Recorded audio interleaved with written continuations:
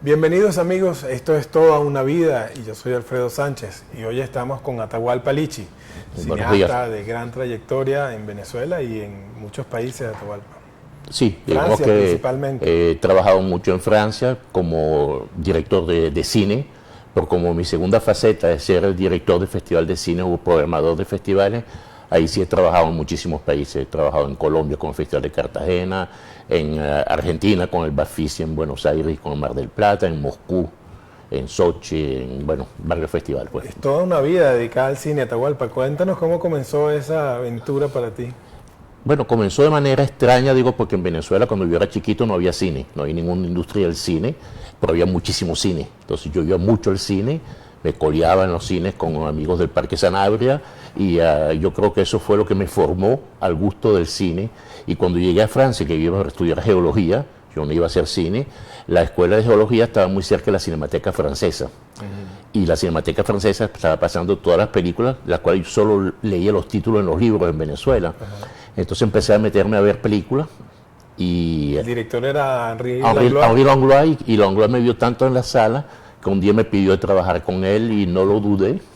Cambié de profesión, digamos. ¿Qué edad tenías en ese entonces? Yo debía tener 18, 19 años. Soy muy malo en las edades, ¿no?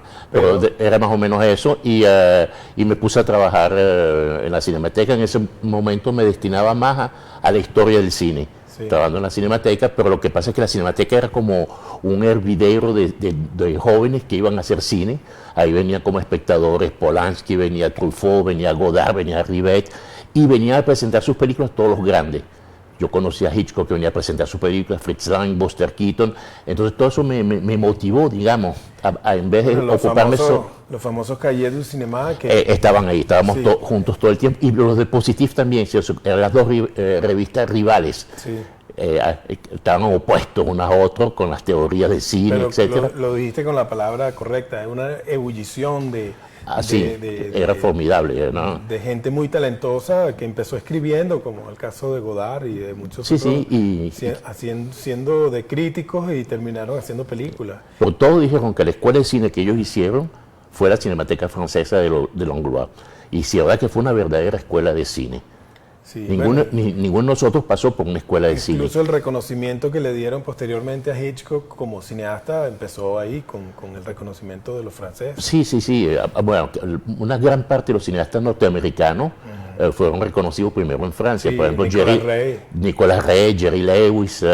Bueno, Fritz Lang no, porque él era alemán, entonces ya era un gran cineasta alemán, tenía una gran reputación. Además, un pionero de todo. No, claro, sí.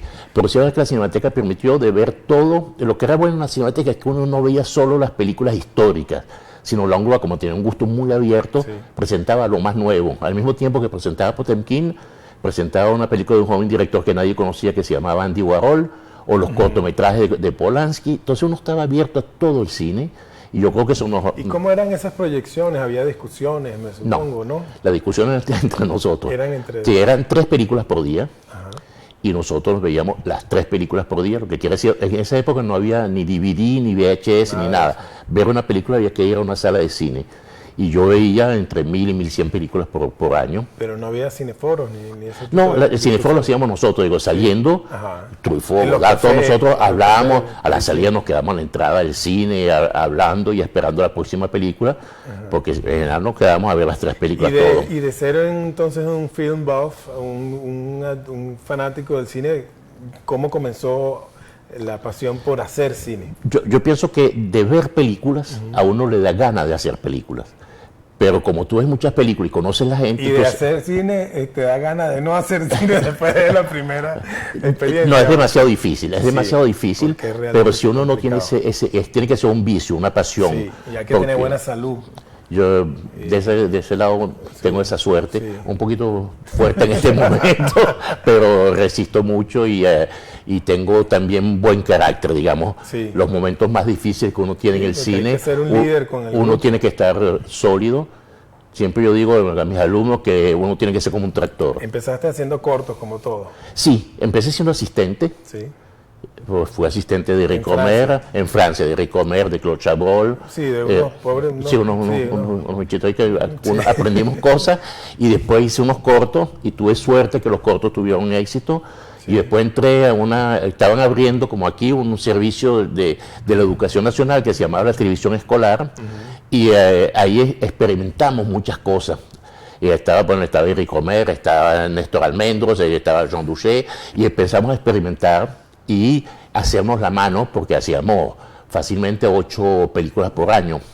Entonces fue formidable, porque podíamos aportar nuestras ideas, filmar como queríamos, y estábamos libres del estilo que hacíamos. ¿Y cómo fue la experiencia de trabajar con Eric Romer, por ejemplo? Formidable. Formidable porque, digamos, hace parte de las personas que me formaron. Langlois, el más importante de todo, porque Langlois me aprendió a que todo es bueno, que hay que abrir los ojos para todo y no solo en una sola dirección, no solo los grandes clásicos, no solo. Y Eric Romer fue el rigor del trabajo. Él era de un rigor increíble porque hicimos, por ejemplo, una película una vez sobre la física en el siglo XVIII. Y me puso a buscar cómo eran las cabullitas que tenían los físicos en el siglo XVIII, si tenían fibritas o no tenían fibra. Y entonces eso al principio te parece ridículo, pero después te das cuenta que el rigor del cine tiene que estar en todo. Sí. El espectador no ve esa fibrita, pero es el conjunto que hace que la película tiene su fuerza. Y yo creo que Eric Romer tuvo para mí esa importancia del rigor del trabajo, en que en cine tú no improvisas. Tú improvisas cuando estás filmando porque tú sabes todo lo que tú quieres hacer. Y según lo que está pasando delante de ti, tú improvisas en ese momento, pero con el conocimiento que tienes. Y creo que, digamos... Hay estilos de estilos.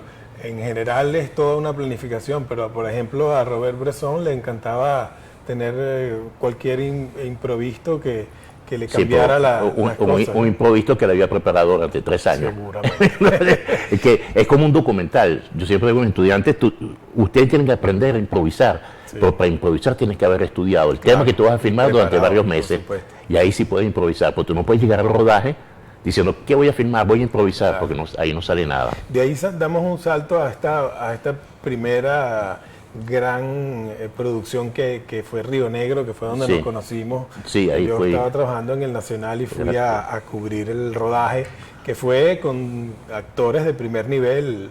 Por Venezuela estaba Daniel Alvarado, recuerdo que estaba también Fran Ramírez de Colombia.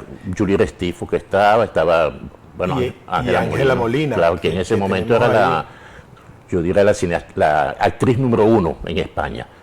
Y aceptó. España-Francia también. Sí. España-Francia, en España era la número 1, en Francia estaba teniendo su papel importante, y yo me aventuré a preguntarle de venir con un joven venezolano desconocido a una selva.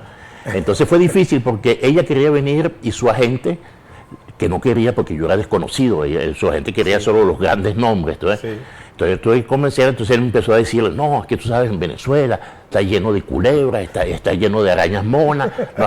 Y él empezó a tener un temor terrible. Entonces me vino una idea, ella tiene 2 niñitas, una niñita y un niñito chiquito, y yo le dije, bueno, tú te vienes al rodaje y te invito con los 2 niños, porque yo cuando era niño vivía en el Amazonas, con mi papá iba allá y yo sé que no hay ningún peligro. Y eso la convenció, y sus niños todavía, que ahora son adultos, hace 25 años de esto, siguen hablando del Amazonas y de Venezuela con un recuerdo de maravilla. Ahí tenemos algunas fotos de Atahualpa, vamos a verlas antes de que el tiempo se nos vaya. Bueno, aquí estás con el embajador de Francia, que ahora está, me dices, en Colombia. En Colombia, sí, es embajador de Francia en Colombia. Eso fue en la ocasión que te hicieron caballero de las artes. Sí, eso es Diana también nos hicieron, y con Alfredo Brujeles, caballero de las letras y las artes. Ahí estoy yo, imagínate. Ahí estás tú, fíjate. De ese momento. Invitado especial. Un honor, a ver, bueno, aquí estás de pequeño. Sí, yo chiquitico en el Parque Sanabria, fíjate.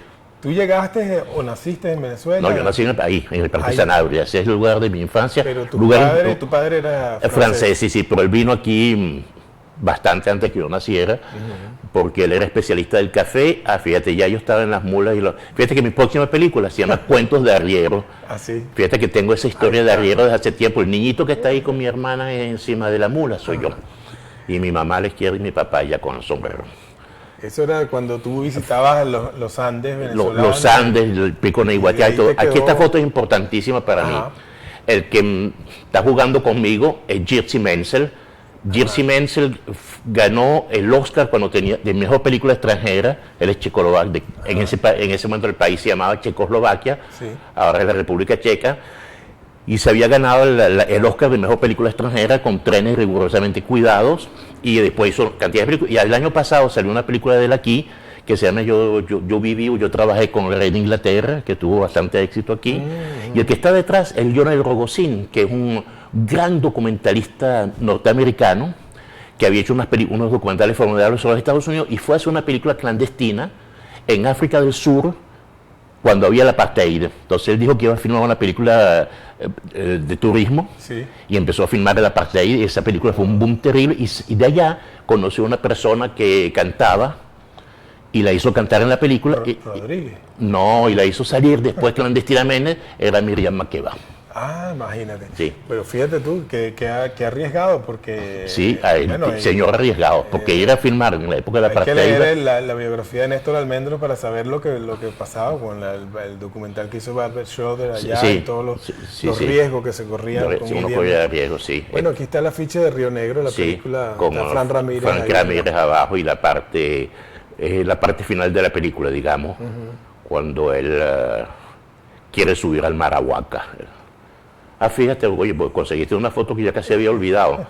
Este es cuando yo bailaba. sí.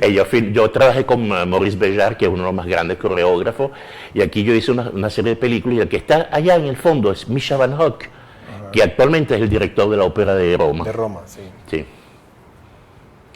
Bueno, aquí está otra foto Todavía de más antaño. pequeño, con mi cerebro de caballito. Sí, el famoso Parque Sanabria, que fue un lugar importantísimo, le colocan en la vida de todos. Ahí soy yo fumando, y lo que está de espaldas es Eric Romer. Eric Romer, sí. Sí, sí. Bueno, esta es otra aventura en la que te involucraste, ¿Qué? la ópera Bolívar. Es que uno tiene que ser loco. Sí. Lanzarse a hacer una ópera sin ser músico. Sí, fue una experiencia también extraordinaria. Pero ahí está el maestro Rugeles. Está el Rugelo. Pero digo, esa ópera yo la quise montar en los años 90. Y nadie... Claro, porque se había montado en español, y entonces Sí, se había la montado versión en original español. que ustedes hicieron Es en francés. Y como- dimos clases de francés a todos. Había un cantante francés, Pierre Fou, que hacía Bolívar, y todos los otros eran venezolanos. Entonces, pero gracias a la alianza... de gran nivel. Anotó, porque Mariana Ortiz estaba ahí. fabuloso, sí, Roberto sí, Bermúdez. estaba, sí, sí. No, grandes cantantes, pero no todos. Sí. Mariana sí hablaba francés, pero los otros no hablaban. Entonces durante 3 meses le dimos clases de francés ¿Cómo con se la deben Alianza hacer las Francesa, cosas? pero no solo que vino un especialista francés, Frank Villar, para darle también la entonación musical del francés. Entonces cuando se hizo la ópera en francés, hasta los franceses que estaban en la sala Sí. entendieron todo, ya que todos los venezolanos hablaron Maravilla. un perfecto francés y lo cantaron perfectamente bien. Bueno, aquí hay otras fotos de tu época. Fíjate, esa es mi época en que me decían que era el Che. Ese es un mitin. Había unos mítines políticos de alguna manera, pero aquí era más después del 68, en que estábamos tomando, digamos, una posición fuerte en frente al cine para defender el cine de autor, y ahí es donde creamos el festival de la quincena de los directores, que en el 69, y después creamos el festival el festival de Grenoble, que pasó a Lille, que fue ahí donde se descubrieron casi todos los grandes cineastas, y esas 2 manifestaciones lo que iban a venir. Aquí hay fotos del rodaje de este es The Mission.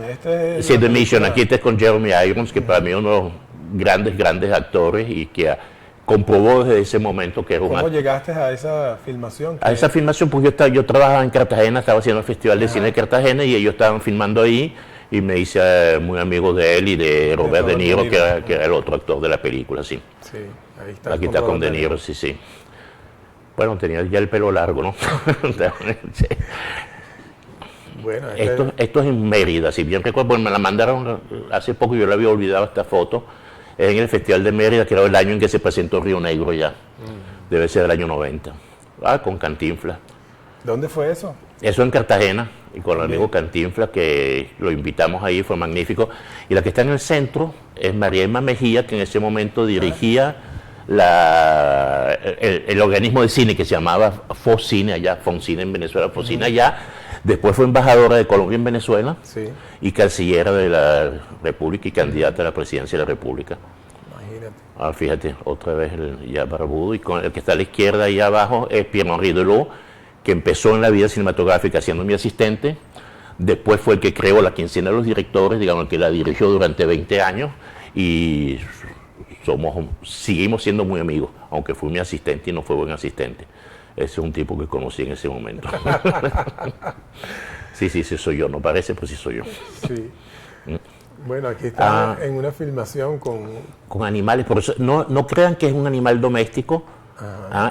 Yo estaba filmando para los niños, porque como dijiste en la televisión, hacía películas para los niños, sí. Pero yo evitaba el profesor, sino que hablaba en la cámara diciendo a los niños, los ciervos son animales. Entonces, aquí yo fui a filmar las 4 estaciones, porque en Francia hay 4 estaciones, y yo lo conocí chiquito, digamos, y me olía de lejos en la selva, y cuando yo volví a filmar 3 meses después, me oía y llegaba y no nos soltaba más. La primera vez que yo lo vi, se acercaba de nosotros y yo le dije al camarógrafo bajito, aprovechemos que está llegando. Y entonces empezamos a filmar y él se acercó hasta la cámara y sacó la lengua y le pegó un lenguazo al objetivo de la cámara. Me dije, este no es muy salvaje de verdad. Y después, durante un año, cada vez que yo, lo que crecía más, los cuernos más grandes cada vez, y entonces venía con nosotros y no nos soltaba más, hasta no era difícil trabajar. Bueno, qué vida, ¿no? De tantas cosas que le pasan a uno filmando. Aquí está también con Mario Moreno, me imagino que en el mismo festival. En el mismo festival y comiendo con él ahí, sí. Es muy extraño como los recuerdos que tiene la gente. Yo volví como 20 años después de esto, 15 años después, y por casualidad fui a comer a este restaurante. Y el dueño se recordaba de mí. Me dijo, usted es Atahualpa, usted estuvo aquí con Cantinflas, y me fue a buscar el cuaderno y la foto que le había sacado. Claro. Y esa foto viene de ahí. Esa es la ventaja de tomar la foto, que quedan los recuerdos. Sí, de verdad. Este es cuando yo estudiaba en el Liceo Fermín Toro y que vivía en San Bernardino. Wow. Esto fue una cosa importante también. En el Liceo Fermín Toro no había teleférico. Decidimos una vez, un grupo de amigos, Carlos Castellano, Nancy Susarini y Andrés Ortega, de ir a llevar una placa del Liceo Fermín Toro al Pico Bolívar, donde estaba la Estatua de Bolívar. Entonces nos fuimos, y la primera vez no llegamos, porque escogimos una mala época. Uno ponía como 4 días subiendo y hubo una avalancha y me cayó una piedra encima y me fui en el barranco, y menos mal que había unas matas que me recuperaron. Y cuando terminamos esta aventura con Andrés Ortega, nos devolvimos a pie desde Mérida hasta Caracas. Y después, unos meses después, dijimos, no, tenemos que llegar. Fuimos a un momento en que no. Entonces subimos y ahí dejamos la placa. Y yo siempre me he dicho que quería ir allá arriba a ver la placa, y alguien en Mérida, como estoy filmando bastante en Mérida, me dijo, no, pues ya no queda ninguna placa, las placas las sacaron todas y la pusieron en otro lugar. Quiero ver cuál es el lugar porque quisiera ver la placa.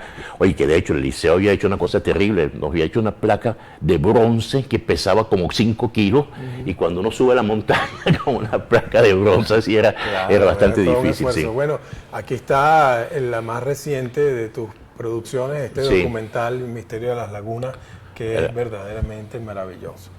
Es maravilloso. Gracias. Lo que lograste, entrevistando gente, que la gente se sintiera tan cómoda para contarte esas historias, que bueno, de hecho van a dar pie para otra. Que es la próxima, proyecto, sí. Salió una foto con unos lentes de sol. Esa es de Campos Viscardi, ¿no? Sí. Y sí es verdad que la importancia de un documental, creo para mí al menos, es que la gente que uno está entrevistando, que uno está filmando, sean los más naturales posibles. O sea, que uno los deje en los más naturales, por eso es muy difícil obtener, porque la gente tiene miedo de la cámara, tiene miedo de las luces.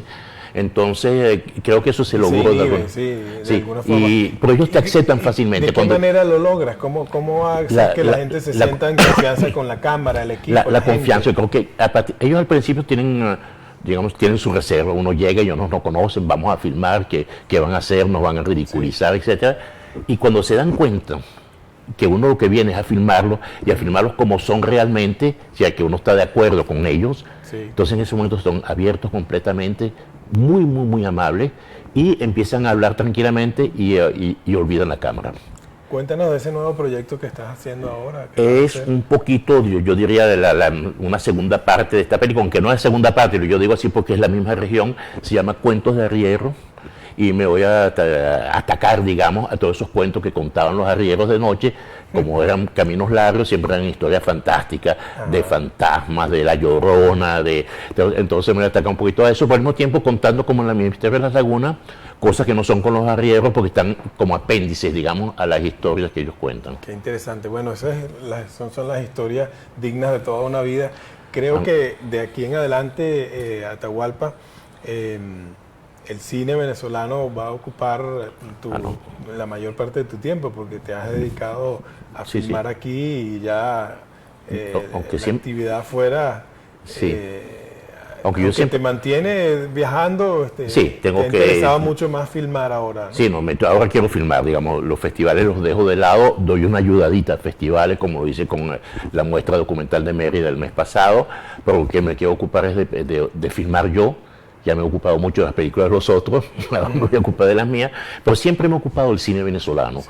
Cuando yo vivía en Francia, digamos, conocía los festivales, en esa época me he ocupado del cine venezolano y del cine latinoamericano. Ya nos toca despedir, pero brevemente, danos una panorama del cine venezolano. ¿Cómo lo Me sientes? parece que está formidable. De verdad, creo que es una época magnífica para el cine venezolano. Hay muchísimas películas, el público venezolano redescubrió el cine venezolano y eso me parece capital. Y ahora está viendo documentales. Y está viendo documentales y todo eso. Y el cine venezolano ahora está llegando a los festivales al exterior.